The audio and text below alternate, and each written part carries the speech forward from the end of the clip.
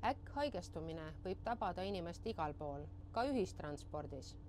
Kui sinu kaasreisija kaebab järsku tekkinud väga ebaloomulikult tugeva peavalu üle ja talle otsa vaadates sa märkad, et tema näopooled ei ole sümmeetrilised või paludes tal naeratada või keelt näidata, ei suuda ta oma suunurki ühtlaselt üles lükata või keelt korralikult suust välja lükata või tema kõnes on selline heli, justkui tema suus oleks midagi sooja, siis on suur võimalus, et inimest on tabanud insult.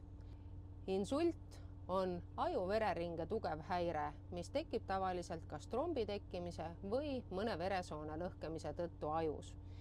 Insult on raske ja invaliidistav haigus, mis vajab väga kiiret sekkumist ja insult ei ole kindlasti mitte vanemaealiste inimeste haigus, vaid võib tabada ka väga noori inimesi. Väga kiiresti teavita sellest bussijuhti ja koostöös häirekeskusega lepitakse kokku, kas kiirabi sõidab bussile vastu või palutakse bussil kindlas kohas peatuda. Kui inimene on saanud insuldi, siis sõltumata sellest, kas ta on noor või vana, loeb iga sekund, mitte iga minut. Ära jää sellises olukorras kunagi kahtlema, kas teatada bussijuhile või mitte.